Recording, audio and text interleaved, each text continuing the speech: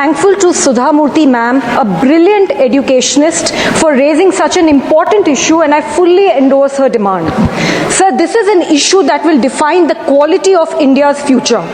If we strengthen the first 6 years of a child's life, we strengthen the next 60 years of our nation. Sir, research shows that 85% of the brain is developed until the age of 6 years. इसलिए दुनिया के सबसे developed देश Japan, Finland, south Korea सबसे ज्यादा investment बचपन पर करते हैं.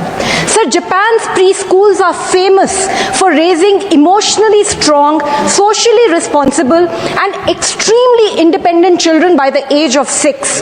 वहाँ 3 साल की उम्र के बच्चे खुद अपना काम करते हैं. क्लासरूम में उनसे रोज सफाई करवाई जाती है. यहाँ तक कि खाना तक उनको सेफली खुद बनाना सिखाया जाता है. Sir, this is not punishment, it is character education. इससे बच्चों में सर शुरू से इंडिपेंडेंस और कलेक्टिव रिस्पॉन्सिबिलिटी की फीलिंग आती है. सर, ये सोच टूट जाती है कि मेरी गंदगी कोई और साफ करेगा. सर, इन कंट्रीज में प्ले बेस्ड लर्निंग पे फोकस रहता है. This builds curiosity, emotional health and love for learning. Sir, वहां टीचर का रोल कोई बॉस की तरह नहीं होता, बल्कि गाइड और दोस्त की तरह होता है. सर, आज इंडिया के पास वर्ल्ड का लार्जेस्ट अर्ली एजुकेशन सिस्टम है, पर quality gap is huge. Sir, हमारे देश में 13.9 लाख आंगनवाड़ी सेंटर्स हैं. ये नंबर बहुत बड़ा है, पर 50% आंगनवाड़ीज की अपनी बिल्डिंग तक नहीं है. 27% आंगनवाड़ीज में फंक्शनल टॉयलेट्स नहीं है.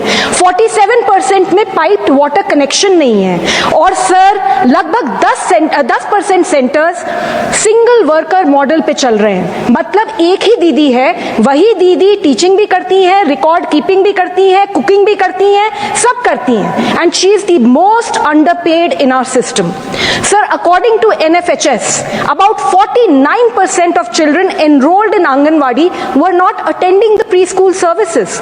सर, इसी वजह से आज प्राइवेट प्ले स्कूल्स हर गली, हर मोहल्ले, हर कॉलोनी में खुल गए हैं. सर, उनका मार्केट 25,000 करोड़ रुपए क्रॉस कर चुका है. सर, फीस 30,000 से 2 लाख रुपए तक है. मिडिल क्लास तो जैसे तैसे करके अपने बच्चों को प्राइवेट स्कूल्स में पढ़ा रहे हैं, पर भारत का गरीब प्राइवेट प्ले स्कूल अफोर्ड ही नहीं कर सकता.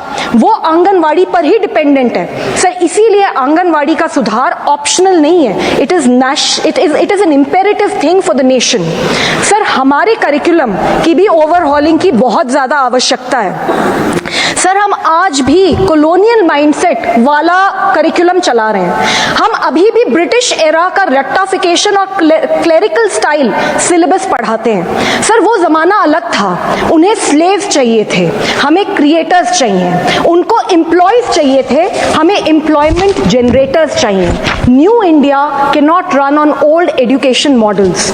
Leadership, communication, creativity, problem solving, sir, ये सब क्वालिटीज बचपन से डेवलप होती हैं, 12वीं कक्षा के बाद नहीं. Also sir, future is in skills. Skills must start early.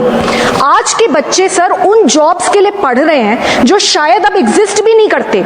इसलिए उन्हें मॉडर्न स्किल्स चाहिए, which can be anything from AI tools to photography. Sir, किसी शायर ने कहा है, लिख लिख के पढ़ा हथेली पे अल्फा बीटा गामा का छाला.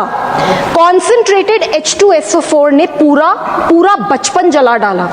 Sir, high time we move from rote based learning to creative and fun methods and make our children future ready and emotionally intelligent. Further, sir, as a country, our focus on fitness, nutrition, sports, mental health is extremely minimal. Sports must become a national movement, and that does not include simply watching cricket. हमारे schools में sir sports को free time की तरह treat किया जाता है, पर sir sports discipline है, टीम वर्क सिखाता है, कॉन्फिडेंस बढ़ाता है, हेल्दी बनाता है और सबसे इंपॉर्टेंट, स्पोर्ट्स बच्चों को सर नशे से दूर करता है. सर हमारे बच्चों को एक्सप्लोर करने के मौके देने होंगे। जरूरी नहीं है कि जो पढ़ाई में अव्वल है वही सक्सेसफुल है। हर बच्चा एक शाइनिंग टैलेंट लेकर आता है, कोई कैमरा में, कोई कंप्यूटर में, कोई स्पोर्ट्स में, कोई म्यूजिक में। एजुकेशन का काम है सर टैलेंट डिस्कवर करना, ना कि सबको एक फिक्स्ड टेम्पलेट में डालना। सर एजुकेशन का काम है अच्छा इंसान बनाना, जिसके दिल में दूसरों के लिए दर्द ना हो, जिसका व्यवहार खराब हो, जो बड़ों की इज्जत ना करे, जो किसी की मदद नहीं कर सकता। सर वो लिटरेट जरूर हो सकता है लेकिन एजुकेटेड नहीं हो सकता। सर एजुकेशन की शुरुआत 3 साल की उम्र से होनी ही चाहिए and that is why I support the resolution moved by madam Sudha Murthy ji and I demand that number 1 national mission on early childhood learning बनाया जाए। नंबर 2 आंगनवाड़ी के लिए time bound quality standards set करे जाए एंड टीचर्स को बेटर ट्रेनिंग और salaries दी जाए। Number 3 curriculum needs complete overhauling and rote learning should end, sir. Sir, we are the youngest nation of the world. अगर हम फाउंडेशन स्ट्रॉन्ग करेंगे तो हमारा फ्यूचर ऑटोमेटिकली स्ट्रॉन्ग हो जाएगा। Thank you, Jai Hind. Thank you. Doctor Sasmit Patra ji. Honorable Chairman, sir, Deputy Chairman, sir, thank you for the time. And I'll seek your indulgence for 1 or 2 minutes extra today, being a private member's resolution. Honorable Deputy Chairman, sir, I rise today with a profound sense of constitutional responsibility, and I wholeheartedly support the resolution brought by Srimati Sudha Murthy ji, primarily because now is the time to articulate it strongly. And what we started in 1950, we renewed in 1976 with the 42nd Amendment, strengthened it with the 86th Amendment in 2002. We are trying to re-articulate it today through this resolution. So I thank Srimati Sudha Murthy ji for bringing it forward. There are 3 specific aspects, and within a limited time I'll try to cover it. Firstly, the need for introducing a new Article 21B guaranteeing free and compulsory ECCE, early childhood care and education, including nutrition, health services, and pre-primary learning for every child from 3 years to 6 years.